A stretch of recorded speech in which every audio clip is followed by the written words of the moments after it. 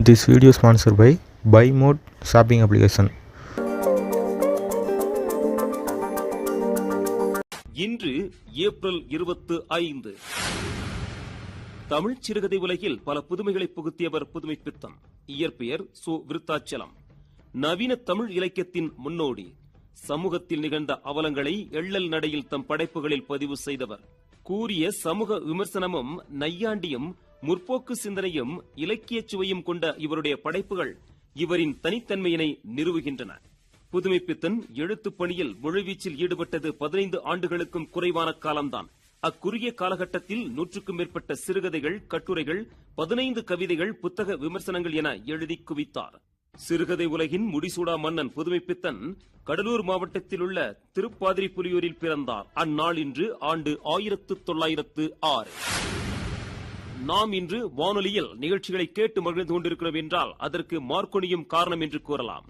நம் நாட்டு விஞ்ஞானி ஜெகதீஷ் சந்திரபோஸ் முதலில் வானொலி அலைகளை சோதித்து அறிந்திருந்தாலும் குலில்மோ மார்க்கோனி வெளியுலகிற்கு பிரகடனப்படுத்துவதில் முந்திக் கொண்டார். மார்க்கோனி கம்பியற்ற தகவல் தொடர்பு முறை, மார்க்கோனி விதி போன்றவற்றை உருவாக்கியவர். இக்கண்டுபிடிப்பிற்காக 1909 ஆண்டு இயற்பியலுக்கான நோபல் பரிசை கார்ல் பெர்னினாண்ட் பிரவுனுடன் இணைந்து பெற்றார். அறிவியலில் சாதித்த மார்க்கோனியின் பிறந்த நாள் இன்று ஆண்டு 1874. எகிப்தில் உள்ள செயற்கை கால்வாய் சுயஸ் கால்வாய். இக்கால்வாய் மத்திய தரைக்கடலையும் செங்கடலையும் இணைக்கிறது. 163 கிலோமீட்டர் நீளமும் 300 மீட்டர் அகலமும் கொண்டது. ஓராண்டில் ஏறக்குறைய 15,000 கப்பல்கள் இக்கால்வாயை கடக்கின்றன. ஒவ்வொரு கப்பலும் இக்கால்வாயை கடக்க ஏறத்தாழ 16 மணி நேரம் எடுத்துக் கொள்கின்றது.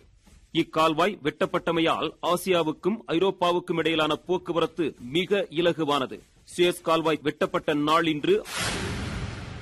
தமிழ் அறிஞர், எழுத்தாளர், வழக்குரைஞர், மேடை பேச்சாளர் என பல்வேறு சிறப்புகளுக்கு சொந்தக்காரர் இராபி சேதுப்பிள்ளை. சொற்பொழிவு ஆற்றுவதிலும் உரைநடை எழுதுவதிலும் மிகவும் பெயர் பெற்றவர். உரைநடையில் அடுக்குமொழியையும் செய்யுளுக்கே உரிய எதுகை மோனை என்பவற்றையும் கொண்டு வந்தவர் இராபி சேதுப்பிள்ளை. தான் படித்த பச்சையப்பன் கல்லூரியிலேயே ஆசிரியராகவும் பணியாற்றினார். 1936 ஆண்டு சென்னை பல்கலைக்கழகம் சேதுப்பிள்ளையை தமிழ் பேராசிரியராக அமர்த்தியது. திருநெல்வேலி மாவட்டம் ராசவல்லிபுரம் என்ற ஊரில் 1896 ஆண்டு பிறந்தவர். பெயருக்கு முன்னெழுத்தாக இருக்கும் இரா என்பது அவர் பிறந்த ஊரையும், பி என்பது அவரது தந்தையார் பிறவி பெருமான் பிள்ளையும் குறிக்கின்றன. தமிழ் உலகிற்கு பெருமை சேர்த்த இராபி சேதுப்பிள்ளையின் நினைவு தினம் இன்று ஆண்டு 1961.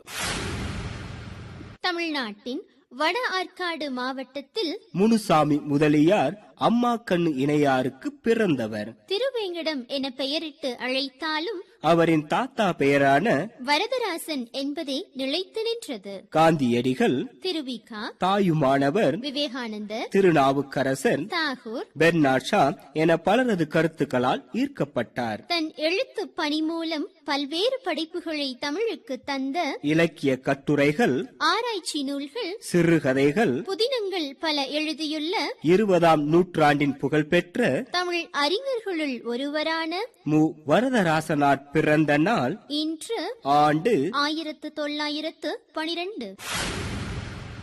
மலேரியா ஒட்டுண்ணிகளால் உண்டாகும் நோய். இதன் முதற் கலவுறு ஒட்டுண்ணிகளான அனாஃபிலஸ் கொசுக்கள். அதனால் பரவும் மலேரியா காய்ச்சல், உடல் நடுக்கம், மூட்டுவலி, வாந்தி, இரத்த சோகை, வெளித்திரை சேதம், ஹீமோகுளோபின் நீரிழிவு, வலிப்பு போன்றவை இதன் அறிகுறிகள். இந்நோயை கட்டுப்படுத்த முயற்சிகளையும் விழிப்புணர்வையும் ஏற்படுத்தும் விதமாக உலக சுகாதார நிறுவனம் ஏற்படுத்தியது நாள். 2007ஆம் ஆண்டு நடத்தப்பட்ட உலக சுகாதார நிறுவனத்தின் 60வது கூட்டத்தில் எட்டப்பட்டது முடிவு. ஒவ்வொரு ஆண்டும் ஏப்ரல் 25ஆம் நாள் உலக மலேரியா நாளாக கடைபிடிக்க அன்றிலிருந்து கடைபிடித்து வருகின்றோம். உலக மலேரியா நாள் உயிர் வளர்ச்சிக்கான மரபு கட்டளைகளை உள்ளடக்கியது.